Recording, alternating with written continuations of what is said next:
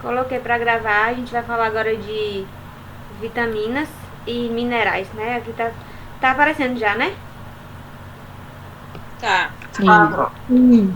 A gente vai falar de vitaminas e minerais no exercício, que tanto quanto tanto os macronutrientes, né, são importantes para o exercício, quanto os micronutrientes. Então, a gente vai entender um pouquinho sobre a diferença aqui. Na verdade, vocês já sabem, né, que os macronutrientes são as proteínas, os carboidratos, os lipídios, e os micronutrientes são as vitaminas e os minerais. Ambos estão relacionados com crescimento e desenvolvimento, com a regulação do metabolismo, e todos também estão relacionados com a provisão de energia. Então, não está só relacionado para que a gente tenha energia diária para fazer as atividades, os macronutrientes, né, as proteínas, os carboidratos prioritariamente, os lipídios, mas também os micronutrientes estão relacionados com essa provisão de energia que a gente precisa diariamente. O que é que vai diferenciar os micronutrientes? Normalmente as pessoas pensam que é o tamanho da molécula.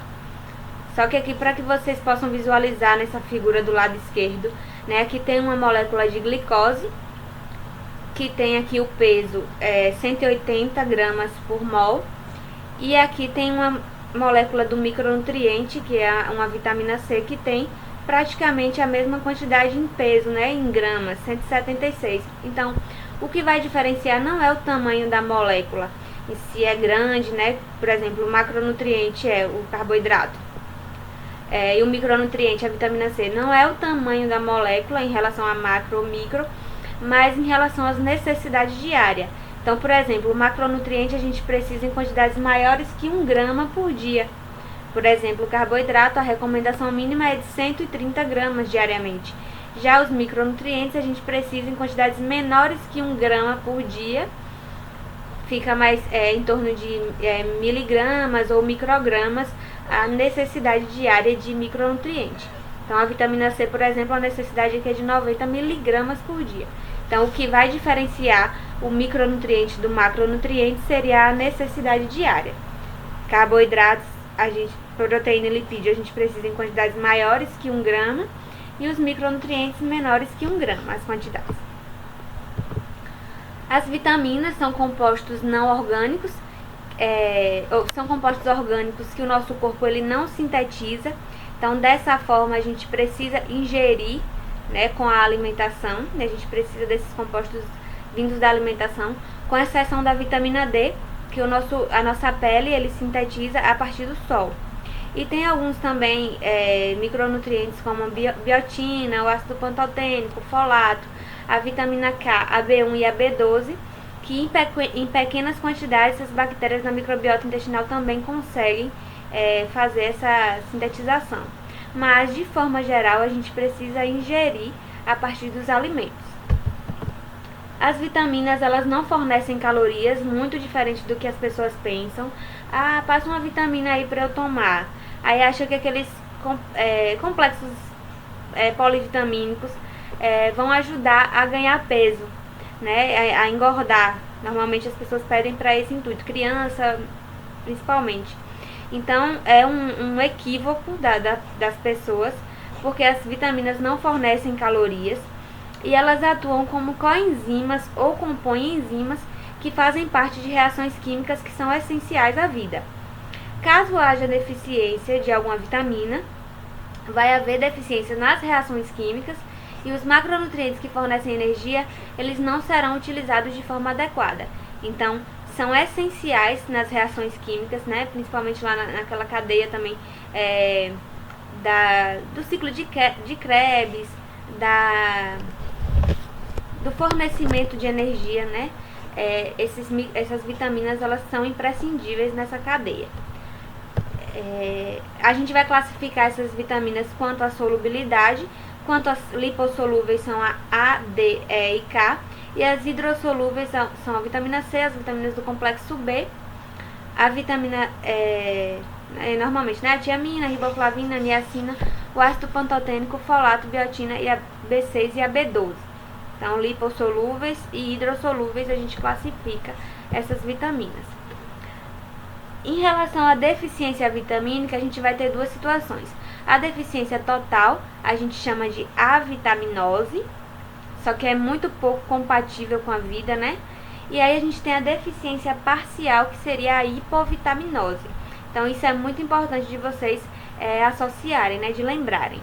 A vitaminose seria a deficiência total de alguma vitamina ou de várias vitaminas.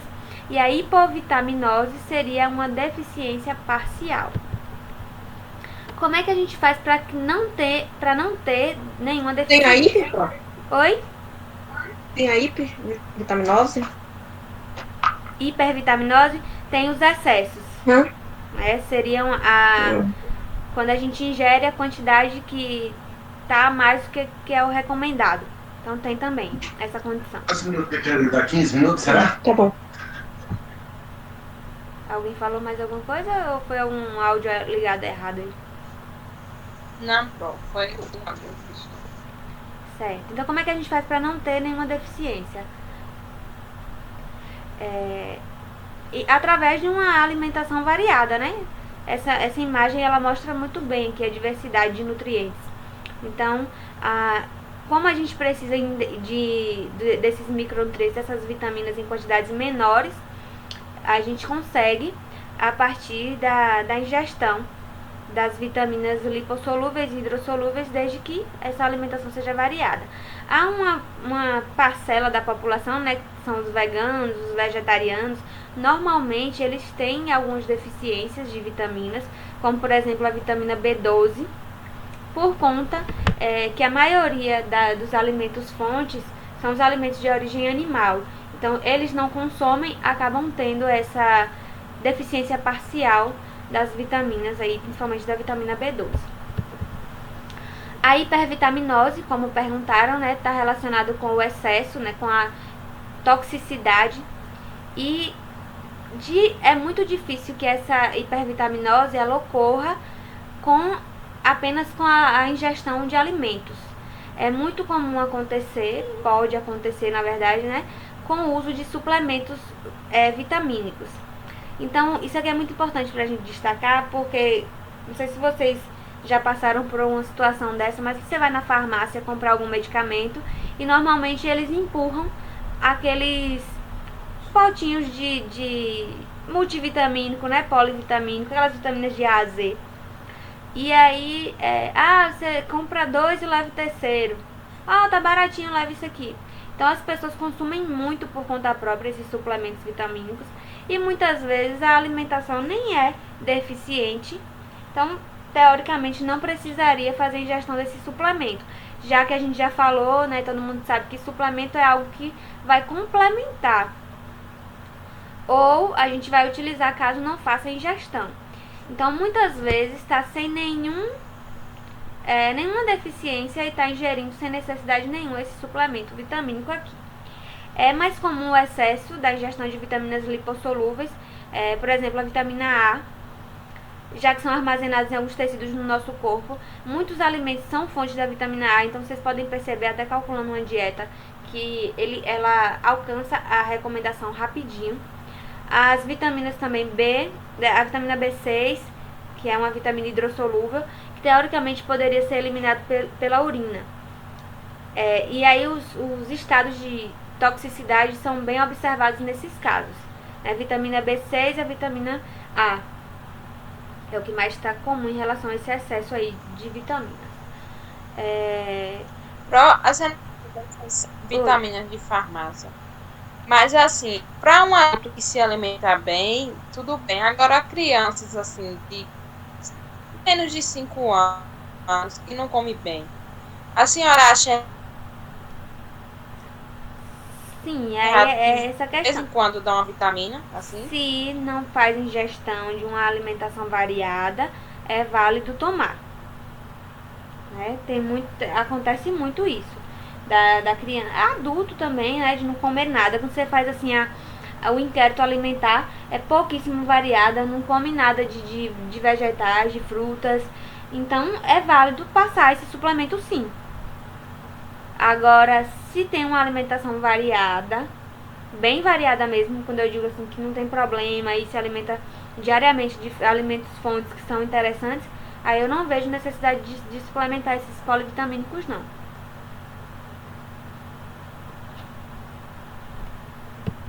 Entendi. Os parâmetros de recomendação para evitar hipervitaminose ou hipovitaminose vão se dar de acordo com as DRIs. Então, aquele materialzinho que a gente tanto debateu até hoje já aqui em nutrição humana, né? A gente vai utilizar em tudo, porque é o que vai garantir que a gente faça a ingestão, a prescrição da quantidade adequada de micronutrientes. Então, sempre que vocês estão lá calculando a dieta, passou da quantidade recomendada, olha se está menos que a UL, que é o limite máximo, né, de toxicidade. Passou da UL, a gente já pode levar algum risco para a saúde do nosso paciente. Então, sempre ficar de olho nas DRIs. Aqui, aqueles 4 nominhos que a gente viu lá na aula também de nutrição humana, que é a EAR, a RDA, a I e a UL, onde a EAR é a necessidade que atende os requerimentos, né? Que atendem pelo menos 50% da população. A RDA é o que a gente vai se basear para indivíduos, vai satisfazer aí as necessidades nutricionais de 97% a 98% dos sujeitos. Aí a gente vai utilizar quando não tiver a RDA, que é a ingestão adequada. E a UL é aquele consumo máximo que a gente já falou tanto, né? Que até a UL não vai acarretar efeito adverso, né? E toxicidade. Mas normalmente está mais associada essa toxicidade com a suplementação mesmo, como eu falei. De forma geral, a gente deve ingerir determinado micronutriente até a UL. Passou da UL, aí a gente já vai ter que mexer no plano aí, trabalhar de uma forma que não ultrapasse essa necessidade. E aí a gente faz essa adequação das vitaminas dessa forma. Em relação à importância das vitaminas para o exercício físico. As hidrossolúveis, elas vão participar como enzimas ou coenzimas, né, que são a parte de enzimas, nas reações químicas das vias energéticas. Então, lá na metabolização de carboidrato, de proteína, de lipídio, até ser oxidado para gerar energia. Então, tem um papel primordial aí nessas vias energéticas até gerar energia. A deficiência de uma vitamina ou de várias vitaminas vai influenciar na deficiência desse metabolismo energético. A deficiência da vitamina do complexo B, por exemplo, tem uma piora muito grande no desempenho físico. Ou seja, estou trabalhando com um paciente desportista, com um paciente atleta, vamos focar aqui nas vitaminas do complexo B, porque eu sei que relacionado à deficiência vai ter uma piora no desempenho. Outra coisa que vocês podem associar, que não faz parte do exercício físico, mas meu filho não está comendo direito, ou então meu pai, um idoso, meu avô tá com uma fraqueza, tá sem energia. O que é que normalmente os médicos, nutricionistas passam? Suplementação de vitamina do complexo B, justamente porque tem essa participação aqui nas reações das vias energéticas, está relacionado com a produção de energia, está relacionado também com apetite. Então, a primeira, isso aqui eu acho muito válido da gente suplementar nesses casos, né, que são vitaminas mais específicas, que normalmente está relacionado com deficiência. Então, vitamina do complexo B é muito importante no exercício físico. Em relação às vitaminas lipossolúveis, a vitamina B12 está relacionada com a síntese de hemoglobina, então é muito importante no carregamento de oxigênio para o tecido muscular, então é importantíssimo também no exercício físico. A vitamina D tem importância para o tecido muscular e ósseo, e as vitaminas E e A, que está relacionado com a defesa antioxidante. A gente vai ver também aqui mais pra frente sobre a questão do estresse oxidativo no exercício físico. Então é muito importante trabalhar com alimentos antioxidantes para esses atletas. Então devem levar em consideração essas vitaminas aqui quando a gente está falando de exercício físico. Está calculando o plano alimentar de determinado atleta. Quais as vitaminas que eu tenho que priorizar principalmente, né? É claro que vai depender de cada paciente, depender do caso clínico, depender das necessidades individuais.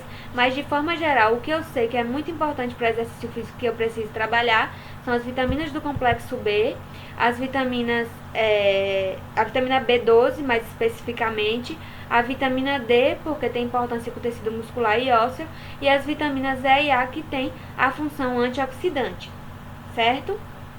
Então, tô lá calculando. Eu devo priorizar essas vitaminas aqui lá naquela ficha de análise que eu tô calculando para saber se eu tô oferecendo a quantidade recomendada. Lembrando que falei também na aula que eu não lembro se eu falei ou se eu vou falar ainda, mas enfim, não tem diferença de recomendação de nutriente, de micronutriente para atleta e para indivíduo não treinado, certo? Vai ser a mesma recomendação da DRIS que você vai se basear para calcular esses planos. Em relação aos minerais, tem relação com a função estrutural, ou seja, a formação de dentes, de ossos. Em relação à função funcional, manutenção do ritmo cardíaco, da contratilidade muscular e da condutividade neural. Por exemplo, o cálcio tem muita correlação em relação a essas questões de ritmo cardíaco, da contração do músculo, dos neurônios. Então, o cálcio é um mineral muito importante também, voltado para o exercício físico. E em relação à capacidade, né, de regulação às atividades de enzimas e hormônios, como por exemplo o zinco e o magnésio, que vão trabalhar bastante aí nessa questão hormonal. Os equilíbrios, em relação ao equilíbrio ácido básico, os eletrólitos, por exemplo, como o sódio. Então, mineral importante para exercício físico: cálcio, zinco, magnésio e o sódio, que tem muita importância aí na questão dos eletrólitos, como a gente falou lá na aula da água. A gente perde, né, esses eletrólitos pelo suor, então eles precisam ser repostos. A gente consegue ingerir os minerais de forma adequada também através de uma alimentação variada. As fontes e deficiências.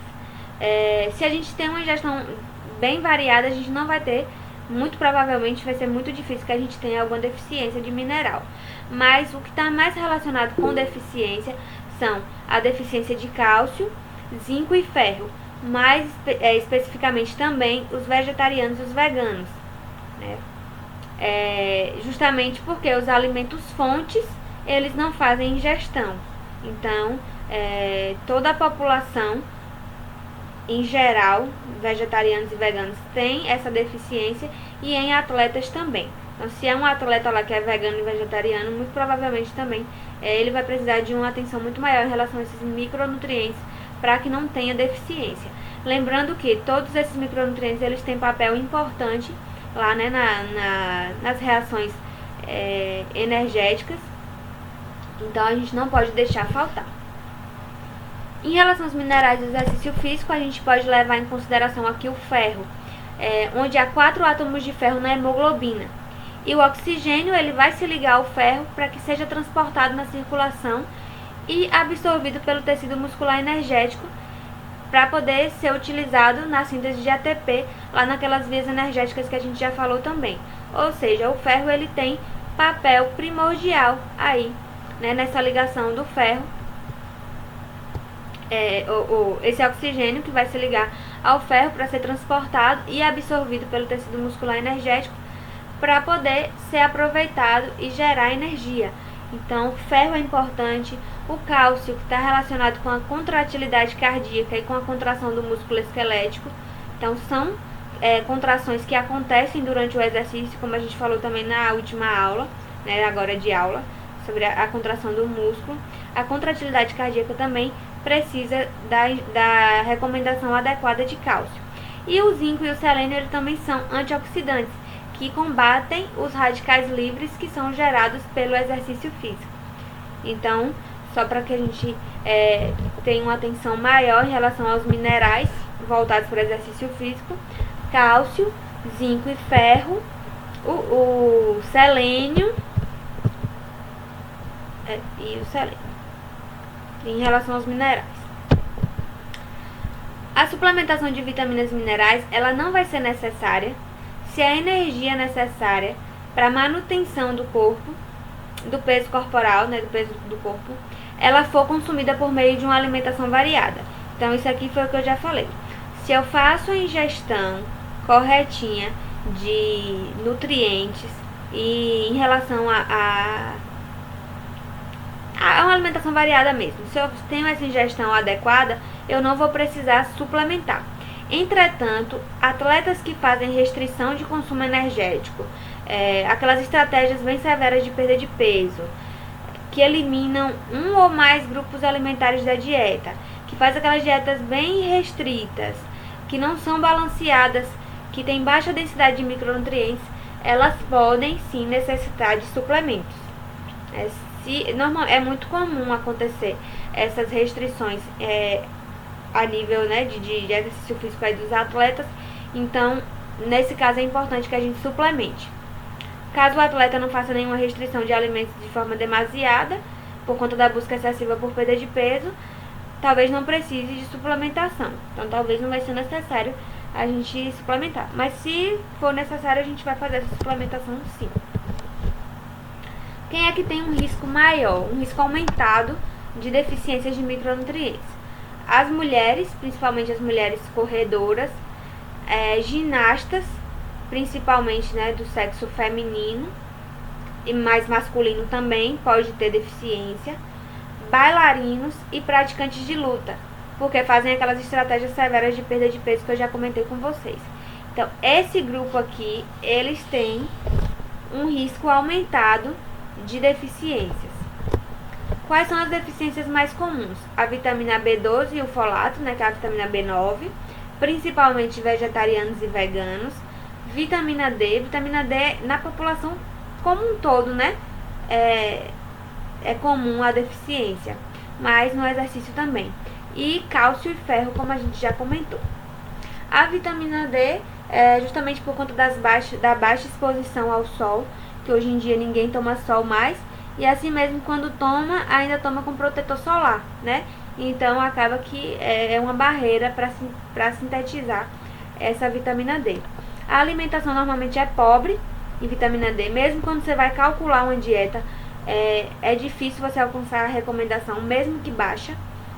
Essa deficiência é subclínica em nível mundial, está relacionado com a alteração do desempenho físico, além também do sistema ósseo, que vai influenciar no sistema muscular. A vitamina D ela pode ser sintetizada pelo nosso corpo a partir dos raios, né, ultravioleta.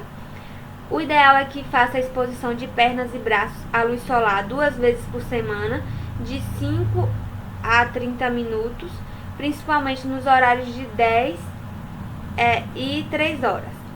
E Andra, não é esse horário, entre 10 às 3. Não é esse horário que não pode, não tem que ser antes de 10 e depois das 3 horas, ou depois das 4.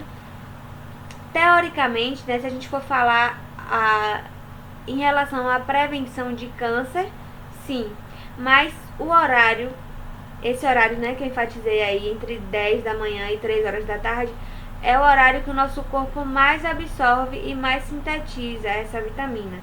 Então, como a exposição é pouca, né, de 5 a 30 minutos, tranquilo que a gente faça essa exposição, né, 2 vezes por semana. É claro que se a gente for fazer isso todos os dias, há algum prejuízo em relação a um risco maior de desenvolver câncer de pele, vai ser aumentado, potencializado. E claro que sem o uso do filtro solar, né? A alimentação pobre em vitamina D são os alimentos fonte: leite, fígado, ovos, sardinha. Não são tão consumidos pela população, principalmente a população brasileira, então é muito comum que tenha essa deficiência. É difícil a exposição, e quando é com proteção solar ou do filtro solar, né, como eu disse para vocês, ou então o uso daquelas camisas. E aí a deficiência subclínica da vitamina D, ela é em nível mundial. Estão sugerindo uma alteração das DRIs, né, que a necessidade é de 600 UI, vai até 2.000 a 4.000. E normalmente a gente precisa da suplementação da vitamina D, porque é muito difícil alcançar dessa forma que eu falei, tanto com a alimentação quanto com a exposição ao sol. E aí, normalmente, a maioria das pessoas que fazem o exame da vitamina D dá como deficiência. Então, tá sugerindo o aumento aqui das necessidades diárias para que não tenha essa deficiência subclínica. Isso que eu ia perguntar. Qual seria o exame para, no caso, para saber, ver um todo, assim, das vitaminas do corpo? Aí você vai pedir elas individualmente. Vitamina D, a vitamina D sérica, fósforo sérico, potássio sérico, sódio. O nome da vitamina é individual. Ah, é tudo individual. Que a gente pode prescrever. Isso. Pode solicitar, na verdade. Em relação à deficiência de vitamina D para os atletas, está relacionado com a diminuição do desempenho físico. E isso é curioso, uma vez que a vitamina D teria impacto apenas na saúde óssea. Mas a gente tem vários receptores de vitamina D em vários tecidos do nosso corpo. E aí inclui também o sistema muscular esquelético. Ou seja, tem uma função muito importante, né, que é a função muscular, que é imprescindível no exercício físico. Então a gente sempre vai suplementar quando houver deficiência. Como é que eu sei se tem deficiência? Solicitando os exames laboratoriais. O cálcio, assim, aí a gente pode até fazer lá a semiologia e observar uma possível deficiência. Mas ainda assim a gente vai precisar solicitar o exame para ter certeza e só suplementar se realmente for necessário. Em relação ao cálcio, é muito importante para a densidade mineral óssea. O nosso osso, todo mundo sabe que é um grande depósito de cálcio. E a gente tende a manter a homeostase sanguínea de cálcio justamente pelo osso. Se a quantidade de cálcio no sangue diminuir, precisa tirar cálcio do osso para colocar na circulação, que é para poder manter as quantidades estáveis. Então, o cálcio ele é muito importante para diversas funções, como, por exemplo, a condutividade neural, a contratilidade cardíaca e a contração muscular. A deficiência desse cálcio está relacionada com a osteopenia e mais para frente com a osteoporose, que é justamente uma diminuição da densidade mineral óssea. Então, a densidade mineral óssea reduzida está correlacionado com a osteopenia, que é o início da deficiência, e aí a partir da osteopenia a osteoporose. A baixa densidade mineral óssea em mulheres atletas, sobretudo ginastas e bailarinas, né, elas têm um risco aumentado dessa deficiência. E aí tem a tríade da mulher atleta, que é quando ocorre a diminuição do estrogênio circulante, e o estrogênio tem uma importância muito grande na deposição de cálcio no osso. Então, pós a menopausa, tem um declínio dessa densidade mineral óssea por conta justamente dessa diminuição do estrogênio circulante. A recomendação de cálcio varia entre 1.200 a 1.500 miligramas. A adulto, normalmente a gente só precisa oferecer 1.000. 1.200 é mais para idoso. Mas o ideal é que não seja menos que 1.000 miligramas por dia de cálcio diariamente. E aí, para que a gente consiga 4 copos de leite no dia, já bate essa recomendação. Só que assim, é muito pouco comum que a pessoa faça ingestão, né, de 4 copos de leite no dia. Então, normalmente a gente precisa suplementar. No caso, aí é para criança também? Não, criança vai ter outra recomendação. Não lembro de qual agora, a gente tem que olhar lá na DRIS, que é muita recomendação para lembrar. Mas é mais que isso ou é menos? E eu vou ficar te devendo, viu, Dani? Porque no caso, criança, ela tem informação, né? Diz que a criança, quando ela tá assim em crescimento, a pessoa tem que ter uma boa alimentação, porque o corpo tá. Tipo isso, assim, eu não vou te lembrar agora, porque eu não trabalho com criança, é muito raro. Difícil. Aí eu não vou lembrar. Não vou te falar. Mas eu acho que é mais ou menos isso mesmo, porque Que eu lembro que a gente fez um caso clínico para criança e eu vi que alguma coisa tipo 4 copos de leite, alguma coisa assim. Isso, os 4 copos de leite a gente atinge rapidinho.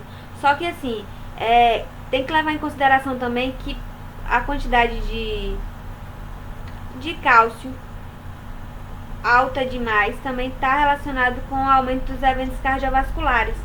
Principalmente. Tem vários problemas, cristais nos ossos, um monte de coisa. Isso. Aí tem que ser bem calculadinho para não ultrapassar nessas quantidades. Então a suplementação. Outra coisa mas nesse caso aí da ingestão do leite, não tem que observar também os alimentos que contêm cálcio? Como é?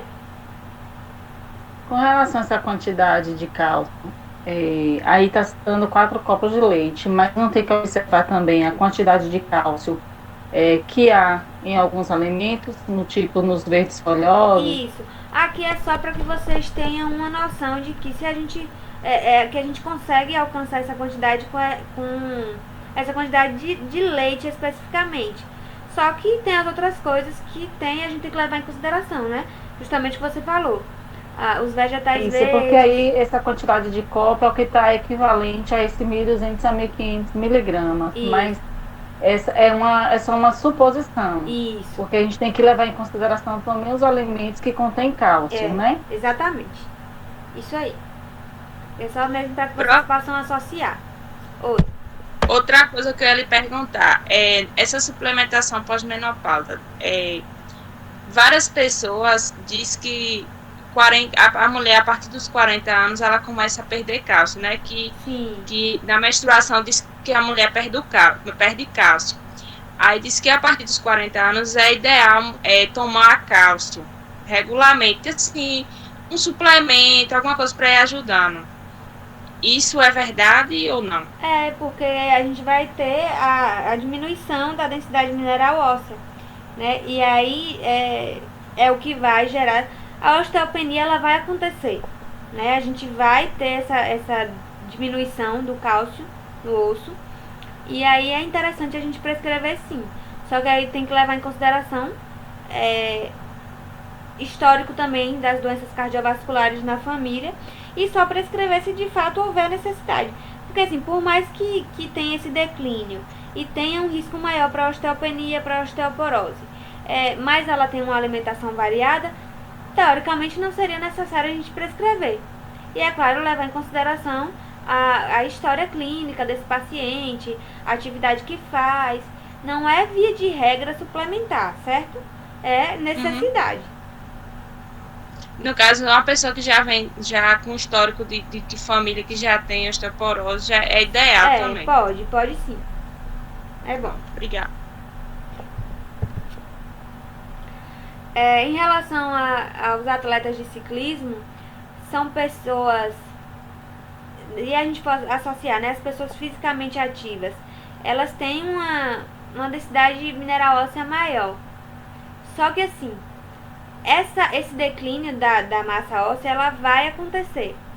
E muitas vezes a prática de atividade física, por mais incrível que pareça, vai também atenuar esse declive.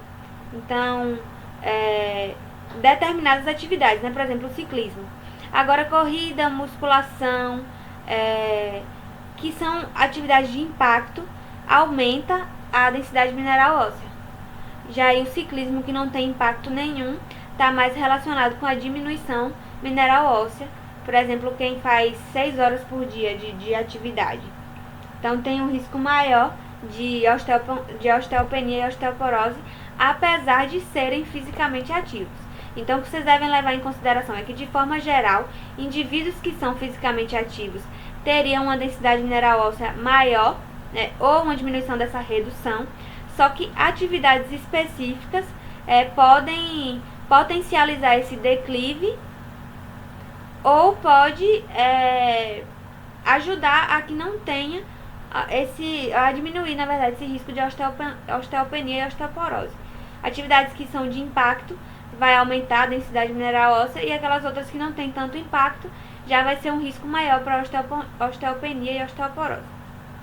Certo? Ficou confuso ou deu pra entender? Aqui cortou. Bom, o que eu quis dizer é que o exercício físico, a própria prática de exercício físico, teoricamente iria otimizar a densidade mineral óssea, ou seja, eu iria aumentar. Eu teria um risco menor de osteopenia ou de osteoporose. Mas, apesar disso também, né, alguns exercícios físicos que não têm tanto impacto, eles podem levar a uma redução. Então, tanto pode aumentar a densidade mineral óssea como pode reduzir, dependendo da atividade que é feita. A atividade de impacto aumenta a densidade mineral óssea e as atividades que não têm muito impacto vai diminuir essa densidade mineral óssea. Então, está mais relacionado com o risco de osteopenia e osteoporose. Entendeu? Entendi, agora ficou claro. A perda de cálcio, ela pode acontecer tanto pelo suor quanto pela urina, principalmente nos treinamentos intensos. Então, se a gente pensar que o ciclismo é uma atividade onde não tem muito impacto, onde não vai estimular a densidade mineral óssea, a gente entende por que esses atletas eles têm uma baixa densidade mineral óssea. Então, se a gente vai trabalhar com atletas, especificamente ciclistas, a gente tem que levar em consideração aqui a suplementação, ou seja, por via suplemento mesmo, ou ofertar alimentos que têm uma biodisponibilidade maior de cálcio. E aí teve um estudo que mostrou que mesmo com a suplementação de 1.500 mg dia, nesses atletas de ciclismo, ainda assim houve uma diminuição considerável da da densidade mineral óssea. A gente tem que levar muito em consideração o cálcio aí, sobretudo para os ciclistas. E é muito comum, viu, a gente atender pacientes que são ciclistas. Hoje todo mundo tá, né, fazendo essas...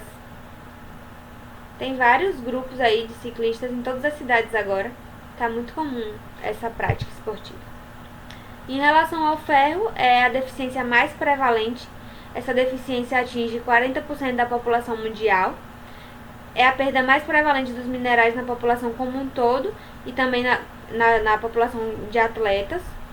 Durante uma atividade física ou corrida, por exemplo, a perda do ferro pela urina e pelo suor, através da hemólise.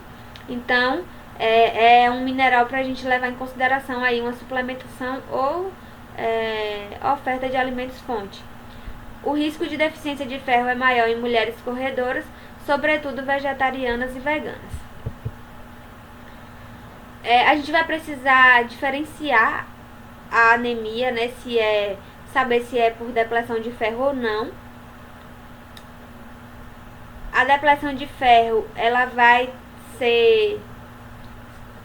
dizer, né, se é uma deficiência se vai ser uma anemia por deficiência de ferro por conta das baixas concentrações de ferritina. Então, eu entendi que meu paciente tem uma anemia aqui pelo exame que eu vi. Mas para eu saber se é de fato uma anemia por deficiência de ferro, aí eu vou precisar pedir um ferro sérico, ou uma ferritina, ou uma transferrina, para saber se de fato essa anemia é por depleção de ferro.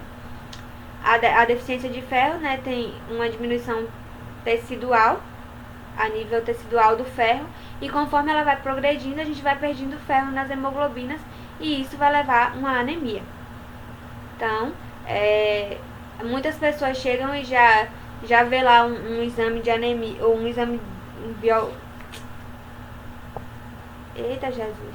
Um hemograma, e viu que tá com deficiência lá que tá com provável anemia, e vai suplemento sulfato ferroso sem nem saber se de fato essa deficiência é por conta do ferro, né, por falta do ferro. Então a gente precisa diagnosticar o tipo da anemia para suplementar corretamente. Em relação ao ferro e à performance, a deficiência do ferro vai levar a alteração na performance. As mulheres sedentárias com diminuição de ferro, de acordo com o estudo que eu devia ter até colocado qual foi aí o estudo, mas observou-se, né, que essas mulheres sedentárias que tinham diminuição de ferro não teve nenhuma melhora no desempenho físico, Já o outro grupo, que foi com mulheres suplementadas com sulfato ferroso, houve aumento eficaz nesse desempenho físico. Mas assim, o que a gente pode observar de mais importante nesse estudo é que só vai ser eficaz a suplementação para aumentar esse desempenho físico caso esse indivíduo tenha a deficiência. Se ele não tiver deficiência e suplementar, não adianta, assim, a nível de otimizar desempenho. Vai ser a mesma coisa. Agora, caso eu tenha deficiência, faça uma atividade física e eu passe a usar a suplementação, eu vou ter uma potencialização no meu desempenho físico. Agora eu tô aqui, ok. Tô fazendo mais exercício físico e não tenho deficiência nenhuma de ferro. Se eu tomar, vai ser a mesma coisa. Meu rendimento vai ser o mesmo, tomando suplemento ou não. Entenderam? Isso daqui é pra gente levar em consideração que a suplementação ela só vai ser eficaz se tiver necessitando, se tiver com deficiência. Se eu não tiver com nenhuma deficiência, eu vou estar ingerindo aqui que vai ser a mesma coisa.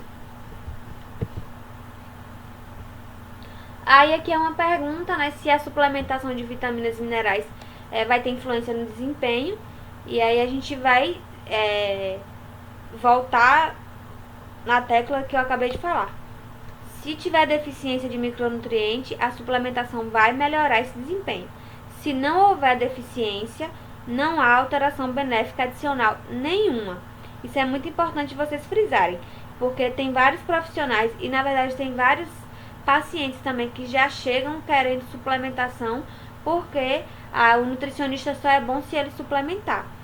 O nutricionista vai ser bom se ele só suplementar se de fato tiver necessidade. A gente não precisa submeter a indivíduos, sobretudo atletas aí que muitas vezes nem têm dinheiro, vivem de patrocínio, a comprar vários suplementos que muitas vezes são caros sem ter necessidade nenhuma, certo?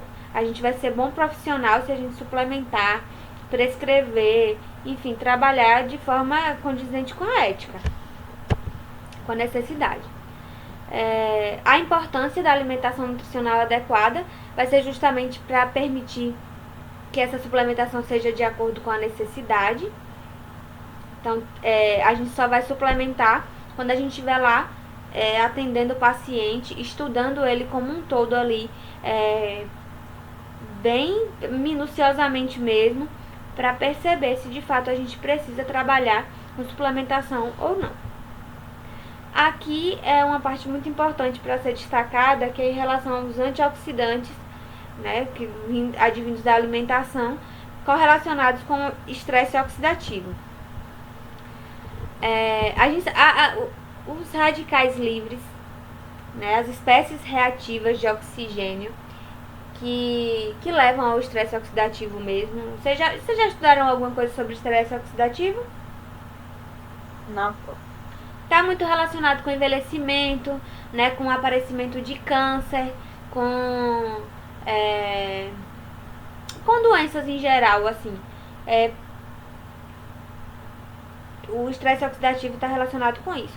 Só que a atividade física também tem relação com esse estresse oxidativo. Quando a gente realiza alguma atividade, a gente tem um aumento do gasto energético, né? Isso aí é básico. Quando acontece isso, aumenta o aparato da síntese de ATP, que utiliza o quê? O oxigênio para síntese. É aquele oxigênio que a gente já falou lá nas aulas iniciais, que a gente acaba consumindo, né? A quantidade em litros de oxigênio que a gente consome fazendo atividade física. Então, quando tem o aumento da síntese de ATP por meio desse oxigênio, a gente aumenta a quantidade de espécies reativas do oxigênio, que são produzidas em decorrência da atividade física. E isso é totalmente normal. Então, quando a gente está lá com esse aumento da síntese de ATP, utilizando oxigênio para poder sintetizar essa molécula, a gente vai acabar aumentando também as espécies reativas, que seria já justamente essa geração do estresse oxidativo, que é totalmente normal. Só que esse estresse oxidativo, normalmente, ele é só visto como vilão. Por exemplo, né, quando a gente associa para o envelhecimento ou com o surgimento do câncer, enfim. Só que também tem algumas funções, esses radicais livres têm algumas funções biológicas muito importantes, como por exemplo matar patógenos, é muito bom para o sistema imune, altera as membranas, alternando a permeabilidade de determinadas células, alterando a função. E aí também tem a questão do DNA, que tem correlação com a mutação. Então não é só vilão como as pessoas pensam, tem várias funções biológicas no nosso corpo que são importantes. Só que a atividade física, ela leva a uma formação dos radicais livres. Só que o nosso corpo ele é tão inteligente que ele mesmo vai ter a própria defesa antioxidante. É como se gerasse uma adaptação. A gente faz atividade física, gera radical livre, mas o nosso próprio corpo tem a defesa antioxidante. Então esse estresse oxidativo, na verdade, vai ser a formação, o desbalanço, né, entre a formação dos radicais livres e a nossa defesa antioxidante. E aí toda atividade... Oi? A senhora falando sobre isso, eu lembrei que o professor de Fisiologia do Exercício falou sobre isso um pouco, mas foi bem prévio, falando que os corredores maratonistas, parece, ele tem um envelhecimento precoce maior, falando que eles têm mais uma aparência, assim, de ser velho, Sim. Por causa desses radicais livres, que eles correm muito. Um exercício muito, como é que se fala? Longo. Uhum. E aí acaba gerando isso. Aí eu lembrei que a senhora falou aí. E aí qual seria a nossa função como nutricionista nesse caso? Eu vou precisar trabalhar com a alimentação onde eu ofereça o máximo possível de nutrientes antioxidantes, né? Que vai dar uma amenizada aí nesse estresse oxidativo. Toda atividade física ela vai levar ao estresse oxidativo crônico. Como eu falei para vocês, a gente tem as defesas antioxidantes naturais, que vão contra esse estresse oxidativo. E a gente também tem a defesa enzimática, que é a glutationa, que é uma enzima que atua como oxidante. Ou seja, ela vai atuar reduzindo esse radical livre. E em relação à nossa função aqui como nutricionista, quais são as defesas não enzimáticas antioxidantes que a gente vai utilizar? Vitamina C, vitamina E, e em relação também ao zinco e selênio que a gente pode estar trabalhando. Então, alimentos fontes desses nutrientes ou como suplementação para amenizar esses radicais livres. A própria atividade física ela vai aumentar nossas defesas antioxidantes. Então, é muito contraditório. Por mais que o próprio exercício físico ele leve a um estresse oxidativo, ele também tem a função antioxidante que vai combater esse estresse oxidativo. Entende? É meio confuso, mas tanto pode prevenir esse estresse oxidativo de forma assim, geral, como pode levar a esse estresse oxidativo. Então, os estudos vão mostrar que a síntese de radicais livres vai desencadear o aumento das defesas antioxidantes.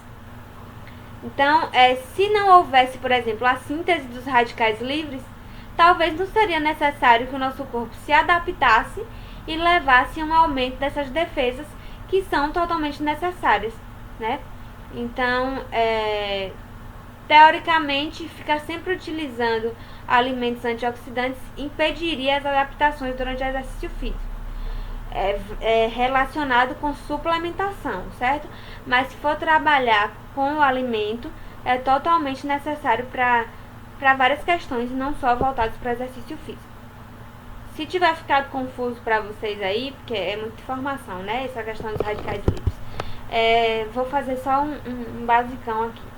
O nosso corpo, né, quando a gente está fazendo a atividade física, ela vai aumentar a síntese de radicais livres.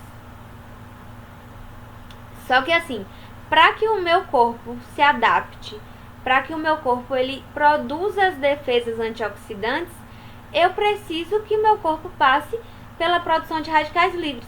Se eu não tivesse gerado o estresse oxidativo, teoricamente, eu não precisaria aumentar minhas defesas.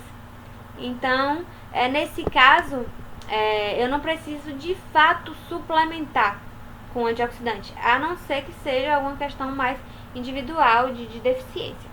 Mas o próprio exercício físico ele vai se adaptar e vai gerar as defesas antioxidantes naturais para combater esses radicais livres. Em um resumão, de forma geral, é isso. Entenderam? Se não, eu repito. Eu entendi. O aumento induzido dos radicais livres vão desencadear uma série de reações necessárias que são benéficas para a adaptação, tanto oxidantes como as adaptações benéficas para o organismo. Então, assim, se eu fosse ficar sempre dando antioxidantes para o organismo, eu iria inibir essas reações que são naturais. Então, a suplementação não é interessante. Mas, assim, é como eu falei para vocês, vão ter questões mais individuais que talvez seja necessário trabalhar. Aí, André, por que talvez? Porque, sim, vai depender do caso clínico, né? Eu falo assim do caso clínico, mas na nutrição não é receita de bolo, então pode ser que eu precise de uma suplementação, Dani não precisa, então é muito individual, não tem como a gente focar assim de forma geral, só estudando mesmo cada caso para saber se de fato precisa ou não. Mas de forma assim básica, a gente precisa trabalhar com antioxidantes com a alimentação. Porque não está só relacionado com o estresse oxidativo do exercício, mas também com a prevenção de câncer, prevenção do envelhecimento precoce, enfim. Então é muito importante a gente trabalhar com os alimentos antioxidantes, mas suplementação é mais específica, é mais individual. Para concluir, a gente observa que não há dados que suportem a suplementação de vitaminas e minerais, caso a alimentação seja variada, então é preciso analisar as possíveis exceções, e a suplementação de antioxidantes, os estudos têm mostrado contraindicações, mas, mais uma vez, na tecla, pode ser que tenha alguma exceção, pode ser que tenha alguma situação específica que a gente precise suplementar. E foi isso, de vitaminas e minerais. Mais um assunto que, por mais que seja voltado para o exercício físico, também tem correlação com nossas atividades cotidianas. Sempre dá para associar com alguém da nossa família, né? Seja nossos avós, pais, enfim. Então é um assunto muito importante para a gente